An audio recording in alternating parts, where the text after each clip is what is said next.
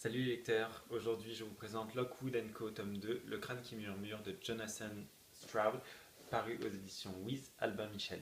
Donc on suit toujours évidemment l'agence Lockwood avec la courageuse Lucy et son partenaire pince sans rire George, et évidemment Lockwood qui préside tout ça d'une main de fer.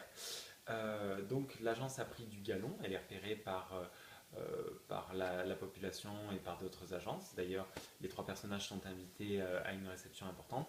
Et en parallèle, on a un fantôme non identifié qui commence à terroriser les gens dans un parc et dont l'agence Lockwood va s'occuper.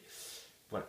Tout en sachant que le crâne qui a été découvert, donc le crâne qui murmure évidemment dans le premier volume, devient un élément principal de l'intrigue, puisqu'il se pourrait que ce soit un fantôme de classe 3, ce qui est plus ou moins inespéré, inattendu, puisqu'on en a recensé que très très peu de cas, et qui va se mettre à leur pourrir l'existence en mettant des bâtons dans les roues des personnages.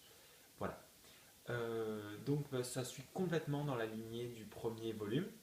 On reste sur des bouquins qui sont vraiment pour les adolescents, parce que c'est quand même relativement simple.